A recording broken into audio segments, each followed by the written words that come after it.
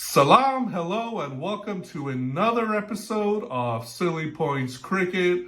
We are back in our homes for today as we bring you this midweek update. Too lazy to make that commute to the studio. Actually, that's not the reason. It's actually midnight here in Houston, but we're bringing you guys the content. And the content for today is something very, very exciting.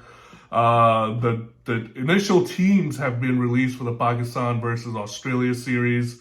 Australia, it seems like it is a go. The Pakistan team selectors have released their selections, their 15. I'm joined here on the through online by Tawfiq Mia. Tawfiq. It looks like everything's falling into place. Looks like Australia's gonna come. Looks like everything's gonna be set in Rawalpindi, Lahore. Not sure if Karachi's getting a game, but it's very, very exciting times if you're a Pakistani fan. Absolutely, man. Absolutely. Australia last played in Pakistan in 1998, 24 years ago. And I don't know if you know this, but the series before the 1998 series was played in 1960. So Australia doesn't visit Pakistan often, to say the least. Right. And the more recent reasons are obvious to everyone, right? The terrorist attacks on the Sri Lankan cricket team in Lahore in 2009. Pakistan as a cricketing nation has endured a huge setback from that. And since then, they've improved geopolitical conditions and the massive efforts around the logistics and securities, but still nations such as New Zealand and England have pulled out of their commitment. So this is a huge kudos to kind of Australia, and they're sending the best of the best, man. Essentially the first test Ashes squad. So extremely exciting. Yeah, be honest. Did you think this was going to happen? Because I actually thought when they first announced that we're going to come back in March or February, whatever, I said, yeah, we'll see, buddy. We'll see. Yeah. No, I was 80% confident, honestly. And the main reason was because the pressure was on. Ramiz Raja had already upped the ante in media. You had a lot of ex-cricketers kind of saying that they should visit. PSL helped. Faulkner kind of talking helped. Shane Watson, Shane Warren, Khwaja, Usman Khwaja played a big role there too. A lot of players, honestly, and remember in one of those World Cup episodes I had mentioned to you, right? Pakistan is in control of their own destiny, and if they play really good cricket, we already have a massive fan base, right? If we play really good cricket, teams are gonna want to have to play us because if they want to get up the rankings or anything like that, and they want a good TV rights, things like that, you have to face the best, right? And Pakistan is definitely the best. And those days are gone where you have to play the low tier teams. Once Australia arrives here, and unlike New Zealand actually plays their games, it's going to be huge. It's really going to be huge. Yeah, I can't wait for it. I haven't been excited for a series like this in a very, very long time. I think the last time I was this excited was when Pakistan played those games versus India in like 2005 to 6, 7. Remember all those series we played? It was in India, right? The one where Junaid Khan was revealed as the best seamer. Oh, no, that was... Oh, sorry, I even forgot about that. No, I was talking about the one where Inzamam was leading the side. We had Rana Nawaz Al Hassan. We had Yasser Hamid. India had Lakshman Balaji. All those guys. Where Freely hit I think a really fast century that series. Yeah, and they went to we went to India. Then they came to Pakistan. We played Test ODIs. Yeah. But yeah, no, that series you were talking about. That was also an exciting one. The Anedo wala, right? Yeah. Anedo. Yeah. Anedo. Yeah, we showed them, huh? Didn't we? No, man, that was a good series. I am a little worried about COVID spoiling the party. I mean, they are sending the best team, full strength, but COVID can ruin the party. And the other part I'm really worried about is like, okay, everything is in place, but we got to make sure the marketing is top notch because the West Indies marketing was terrible when they came, and there was stadiums were empty, nobody knew where to buy the tickets, and PSL marketing has been good, but that's also because of the franchises. Each franchise coming out with their own songs and their own videos. Songs, And, right? so that's what I'm really hoping. And then, please, to all the fans, if you're listening, go to the stadium, please. If you're there. Yeah, I don't think we'll have to actually convince the fans to go. I think Australia naturally coming. There'll be a lot of interest in this. Right. West Indies, they're not the greatest team right now. Right. So, but okay, let's dive into it. Let's go start with the Australian team. As you said, full strength. There are no players that pulled out, none that I know of, Yeah. that have pulled out looking at this team. But well, what do you make of it? They're currently a number one test ranked team. This likely 11 that we've selected is essentially the first test of the Ashes. That same team, and since then, Josh Hazelwood had a side strain, but he's back now, and he's coming as well, supposedly. So you'd have the openers in Usman Khawaja and David Warner. Then you'd have a very formidable middle order in Marnus Labuschagne, Stephen Smith, Travis Head. And then you've got Mitchell Marsh as an all-rounder, Alex Carey as the wicketkeeper, and then this bowling attack, man, like Pat Cummins, Mitchell Starc, Nathan Lyon, Josh Hazelwood. This is an amazing team on paper, on reality, everything, right? And I just don't know where to pick it apart. What are your thoughts? So I'm a little conflicted because when you think of the Australian bowlers, right, a lot of them rely on movement off the pitch, right? Yeah. Swing in the air. Mitchell Stark's gonna look for that late swing. Hazelwood's gonna look for a little bit movement off the pitch. Pat Cummins is gonna hit the deck hard, right? Right. So when I look at that, I'm like, are they gonna get that in Pakistan, right? Are they going to toil? Because if you remember, James Anderson, Stuart Broad performed relatively well in Pakistan, but nowhere near as good as they do when they're in home conditions, right? So the conditions are actually going to really matter in this tournament. But otherwise, I'm scared to death by their batting because I don't think our test bowling is world class. Yeah. I think that if it's there's no real wicket takers in our team right now, and there's a lot of unproven players. Right. So Usman Khawaja, David Warner, Labuschagne, Steve Smith, Travis Head, Mitchell Marsh. It's a very, very good batting lineup. And I think three of them are already in the top 10 ranking. So Labuschagne's number 1, Stephen Smith is up there as well, 4 or something like that. Travis Head is there, 5th, 6th position in the ICC test rankings. Heck, even Pat Cummins is there as an all-rounder and as a bowler in the top 10. So, actually, if you look at the player rankings, Australian players, this team, they feature 7 times in the batting, bowling, and all-rounder top 10 rankings. That's so. If anybody says this is not a full-strength Australia team when Pakistan beats them 3-0, I'm going to be super mad. Yeah, no, there's no one on here that you can say that.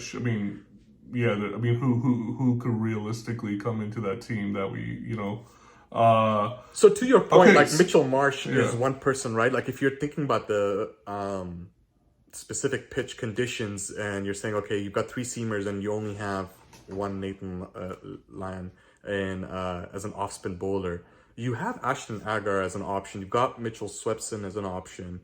Both of them ball spin, and so you could bring them in either for Mitchell Marsh and not use him as the fast bowler, or Travis Head can keep just as well as Alex Carey, and so you could take one of them out and then bring that second spinner.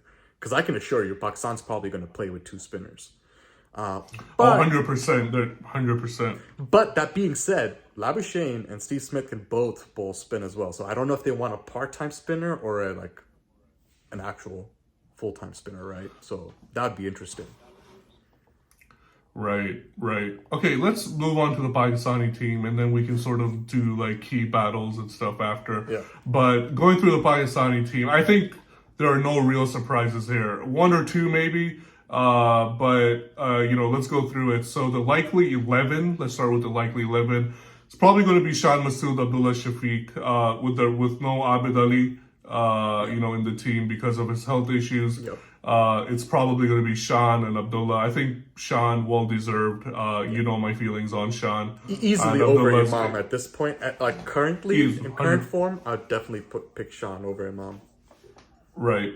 And then I think the middle four rather speak for itself. Azhar Yeah. Ali, Babar Azam, Fawad Alam, Muhammad Rizwan. I don't know if there's any competition to be had or like in those four. So that's pretty self-explanatory. Now this is where a selection where I think there might be some rejigging to be done. But Fahim Ashraf is the all-rounder that I personally would not play. I think he will probably play the first test, but I just don't think that he has the skill set to play against this Australian team. Interesting. Who would you pick as opposed to him? Honestly, I would go with Harris Ralph. I agree. And I would put Something right, different, yeah. right? Because then you've got the Hassan Ali, Sajid Khan, Nauman Ali, and Shane Shah Afridi as four bowlers, right? Your full-time bowlers. You've got two spinners, two seamers. Why? For the same reason where I was willing to take out Mitchell Marsh, because you're not on a seaming track more often than not. Maybe Pindi, but you're more often than not you're not going to be. So why use another third seamer or even a fourth seamer in the case of Australia? Take Fahim Ashraf out, use an additional batter, or somebody with pure pace, pure pace. Yeah, so to make up for that, but to make up for that extra batting spot, which we will need, I would then replace Noman Ali with Muhammad Nawaz. Right? So I think Muhammad Nawaz has improved massively with his regards to his spin bowling. And then he's a handy cricketer to have, along with Sajid Khan. But that being said, all three, Sajid Khan, Noman Ali, Muhammad Nawaz, are all unproven right now. They've played only a few test series between them, right? Yeah. We don't know how they're going to do against a world-class side like Australia. Because Australia are no mugs, just because it's a good spin condition, it doesn't mean they're going to be bogged down, right? They might not be, but I still compare them to Bangladesh when it comes to facing spin. And Bangladesh, I would argue, is a better spin playing team than Australia. Now, and we saw Possibly. that, right? We saw that when Australia were there in Bangladesh. Now, I don't think the tracks are going to spin as much as they did in Bangladesh. That was just absurd. But there can still be something in it for Pakistan. I think that would be the key, in my opinion, to get. Because I agree with you in terms of like fast bowling, you've got Shaheen Shah, but that too, maybe in the first 6-12 overs. After that, what are you going to do? Yeah. The one thing that I was surprised about, but it was the exclusion of Yasser Shah in the reserve squad. I know he's had his off-field issues, but I don't know where his fitness is at. I know his last couple. He's coming from a thumb injury, in fact. So I don't know if that's why. I'm pretty sure that's why he wasn't featured in the Bangladesh series, but why he hasn't continued to be featured. Sajid Khan took his spot, maybe? I don't know. Right. So I don't think we have the full story there, but if he's good enough to make the reserves, I think this is a series. I'm usually always a guy who will say, give the youngsters a chance. Don't give the same people, chance after chance. But this is a series we need to win. I want to win this series so bad. So you play your best 11, no matter if they're 19 years old or 38 years old. And that's why I want Yasser Shah to play. He will be fantastic in these conditions. But I just don't know what his personal and fitness issues are right now. Yeah. And that might be the case that's holding him down. So that's the team. All right, let's move into key battles. The first one I'm going to throw out at you is the one I really want to watch is Mitchell Stark versus not even Mitchell Stark. Mitchell Stark / Pat Cummins versus Babar Azam. Yeah, that's going to be a very tasty one. And Babar Azam coming in 2 down at number 4. I'd like him to face them up as openers. That would be really interesting. But two down, you could say the pitch might take away the ball shine and the ball movement. By the time Babar Azam comes in, and he might dominate. I know that's what the haters are gonna say. Is like, oh yeah, Babar Azam came down the order. He didn't have to face the music right at the beginning, but it will be a tasty battle nonetheless. I agree. Well, speaking of haters, there's a lot of questions marks still around Babar Azam's test credentials, right? There's a lot of people saying, oh, he's not as good of a test player as he is in ODIs. I think he still needs to sort of prove himself, and what better way than to do that against the Australians? Yep, I completely agree with you. Yeah. But you know what they're so going to the say, next right? They're going to say, oh, but that was in Pakistan. Let's see him do that in Australia. Right, that's what will happen, and I think I think people can say that Virat Kohli has so many centuries inside India, nobody says a thing, right? It's now don't get me wrong, Babar Azam should score outside of Pakistan and UAE as well, and he has. So so all right, next battle, Shaheen Shah Afridi versus David Warner and Steve Smith. Even before Steve Smith, I think the battle's just going to be between Shane Shafidi and the openers. Who, Right. man, if Shane Shafidi can do what he did in the T20 World Cup, where every single innings he comes on and he picks those early scalps, that will be critical. That will put Australia on the back foot. It will prime the spinners. I mean, I think there's like a perfect storyline of how Pakistan can win each of these tests. And they all start off with Shaheen Shah Afridi taking wickets early on, the spinners destroying or tormenting them, putting pressure on, whether it's for 100 overs or rattling them out within 50 overs. But the spinners doing the bulk of the job. With Hassan Ali coming every now and then and getting smacked for 6 runs per over, but then picking up 1 wicket. He'll do that. And then on the batting side, it's gotta be, I just really hope Shan Masood can fill that void of Abid Ali, because Abid Ali and any other opener that he had on the other side, they seem to at least get an average of 50 to 100 runs almost every other innings. And so that was very critical to set the stage, where even if a batting collapse happened in the middle order, we were still putting decent first inning scores. And I think that is going to be another critical piece to winning. But it's going to have to be, to beat this type of Australian team, number 1 ranked team, while we're number 6. Man, you're going to have to, everybody's going to have to pull their weight and exceed expectations.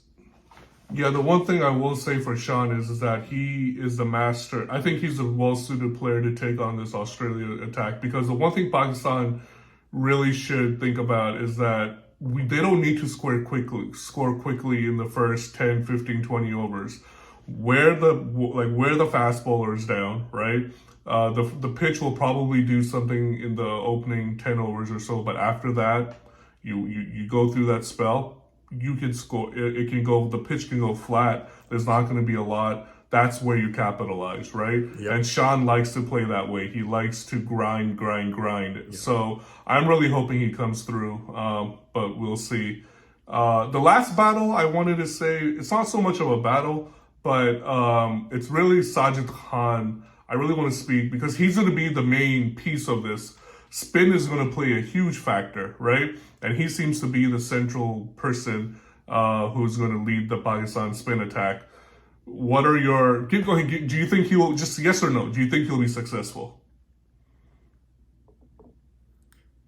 It's tough. I will say yes, but not because of him. I think any spinner would be successful in this series against Australia, any Pakistani spinner. But I have doubts, man, with regards to Sajid Khan, and it's worrisome because, man, if Nauman Ali's already not clicking, and if that series that Sajid Khan had against Bangladesh was a one-time fluke, you can't have a fluke like that, but if it was just a one-time wonder and he cannot pull that off again, or even half of what he pulled off then, we're in trouble. That's when I think miraculously the reserve and Yasser Shah comes in. Honestly, I think that's how it's gonna happen. Right. Yeah, I'm gonna be very honest with you. I wasn't totally convinced by Sajid Khan. He was too loopy for me in that series, and I said better batsmen will eat him for lunch. But that he could have just been bowling to the conditions, so that's what he was meant to bowl. And maybe he'll switch it up in this Pakistani series, different batsmen, different pitch, different conditions. He might bring something else out. But I wasn't 100% convinced.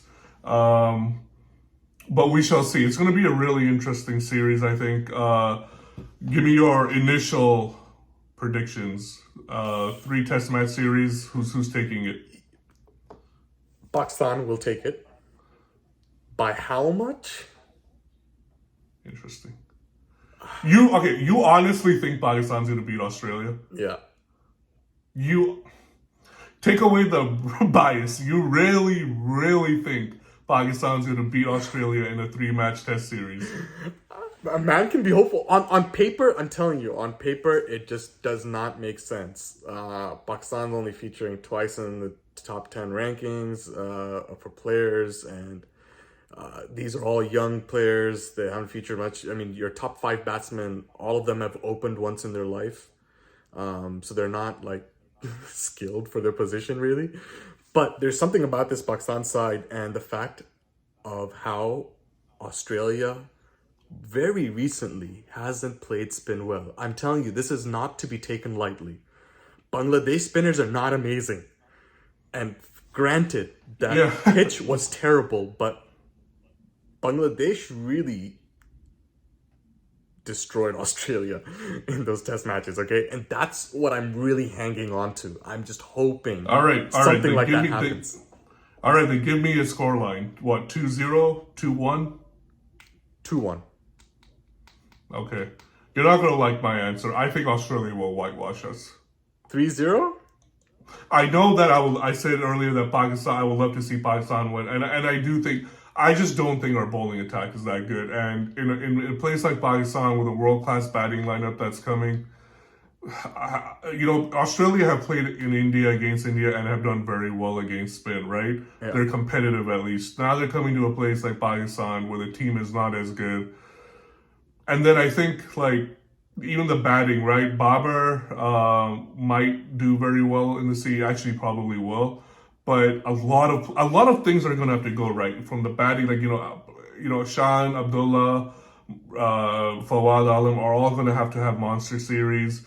Sajid Khan, Nomad Ali are going to have great series. Hassan Ali, I think, for me, you know my feelings about Hassan Ali. I just don't think he's that good of a bowler, much less so in tests. So I just don't think the firepower is there yet for this team. I think they're a bowler short, a spinner short, and ultimately I think that's what's going to make the difference. And I agree with you. I think the bowling, if what I believe that spin will eat Australia up, if that doesn't happen, if the pitch doesn't help the spinners do that, or if the spinners are not helping themselves do that, Pakistan are in trouble.